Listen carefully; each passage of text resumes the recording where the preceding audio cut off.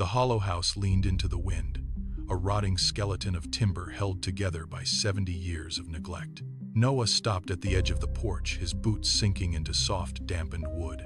Behind him, Liam adjusted the heavy equipment, glancing back at the empty road where the villagers had refused to follow. They spoke of a black river of life that surged from the soil at dusk. But Noah laughed, his voice sounding thin against the encroaching silence. He pushed the front door inward. It groaned on rusted hinges, revealing a foyer choked with dust and the sharp, metallic scent of decay. Noah stepped inside, not waiting for a response, his focus entirely on the shadows pooling in the corners of the room. Liam followed, his movements hesitant as he swept his light across the floor. The beam caught something etched into the planks deep, circular symbols, carved with rhythmic precision into the foundation. They were not random marks. They were a map. Noah knelt, tracing the grooves with a gloved finger, feeling a faint, unnatural warmth radiating from the wood beneath his palm. The house was not empty. It was waiting. The light outside died in a sudden, bruised purple. Inside, the floorboards began to shudder. It was not a rattle, but a deep, rhythmic thrumming that traveled up through their boots and settled in their teeth. Noah dropped his bag, the heavy equipment clattering against the floor, but the sound was swallowed by a sudden, sharp crack. Across the room, the basement door groaned inward. It did not lead to a cellar. It opened into a hollow, lightless void that seemed to stretch for miles beneath the foundation. A low, wet sound rose from the darkness, followed by the movement of 1,000 tiny limbs. A sea of black fur poured over the threshold, moving with the terrifying fluid grace of a tide. Thousands of rats surged into the foyer, filling the floor in an instant, their movement perfectly synchronized. They stopped as one, thousands of pinprick eyes locking onto the intruders. The swarm parted down the center, creating a path through the writhing mass.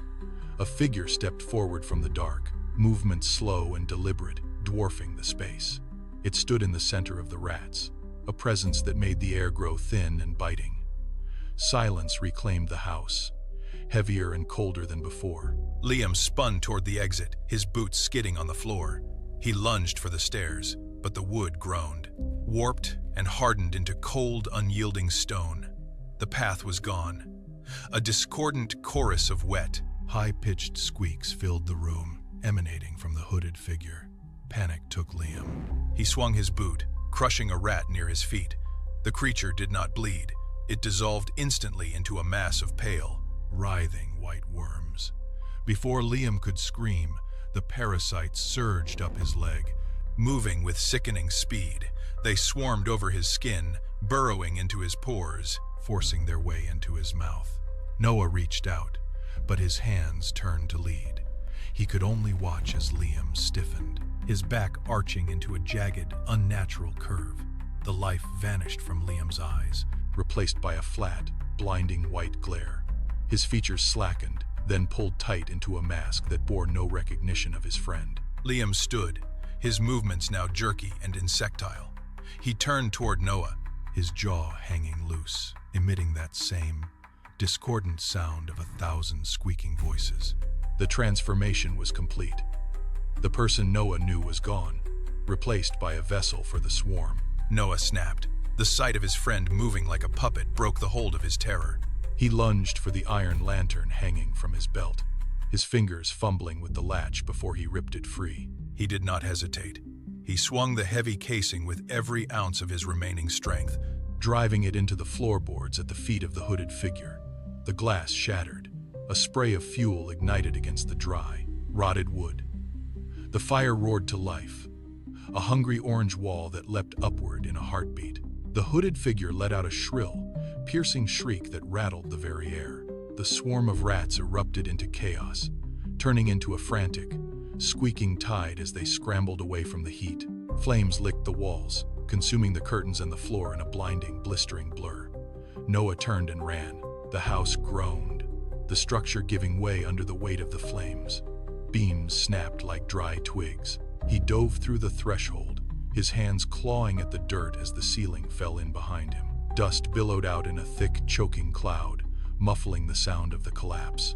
He scrambled to his feet, gasping for air, looking back as the house crumbled into a pile of smoldering, silent debris. Noah tried to leave the memory of the fire behind. He returned to his apartment, but the silence there felt heavy, thick with a sound he could not place. Every night, the floorboards pulsed with the rhythm of tiny, sharp claws. He ignored it until the morning he found the kitchen floor marked with damp, muddy prints. The tracks led directly to his bedroom wall. He stopped. There, carved deep into the paint, were words that stopped his breath. "You left the nest." "But the nest never left you!" He stared at the wall, his hands trembling. When the police finally forced the door open days later, the room was pristine. The furniture sat in its place, untouched. There was no sign of a struggle, no sign of Noah. In the absolute center of the floor, a single black rat sat perfectly still. It did not scurry away. It turned its head toward the officers, its eyes fixed and unblinking. As the lead officer stepped closer, the creature opened its mouth, baring its teeth in a sharp, unmistakable human smile. The investigation would yield no answers, only the silence of an empty apartment that had become a cage.